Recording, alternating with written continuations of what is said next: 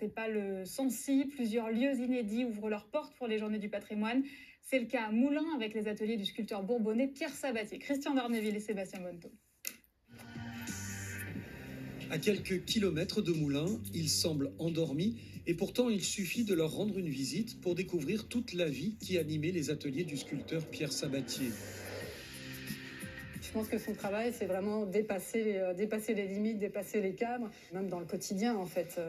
Tous ces halls d'entrée qu'on traverse, c'est pour justement porter à des émotions et à transformer tous les problèmes, voilà, toute la vie quotidienne et arriver dans des sas poétiques qui transcendent un peu l'instant présent. Beaucoup d'œuvres sont restées ici ou sont revenues là où elles avaient été créées. Elles ont rejoint les plans, les études, les maquettes. Pierre Sabatier a conquis le monde avec ses sculptures monumentales, toujours plus grandes, toujours plus hautes. Tour de la Défense, aéroport de Bagdad ou porte de banque à Douala.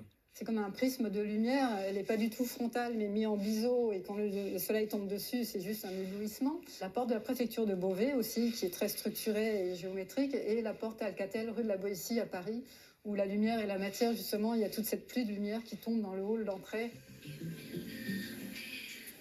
Le travail du sculpteur est visible ce week-end dans ses ateliers, mais également à la Maison des métiers d'art et du design.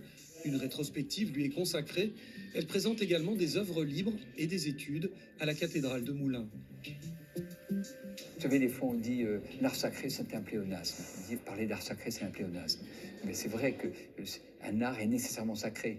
Et quand on regarde l'œuvre de Sabatier, pour moi, il y a des gens qui aimeront, qui n'aimeront pas, mais je trouve qu'il y a un côté sacré parce que il transcende la matière, il la fouille, il la travaille, il la cherche en même temps qu'il la montre et je trouve ça vraiment fascinant.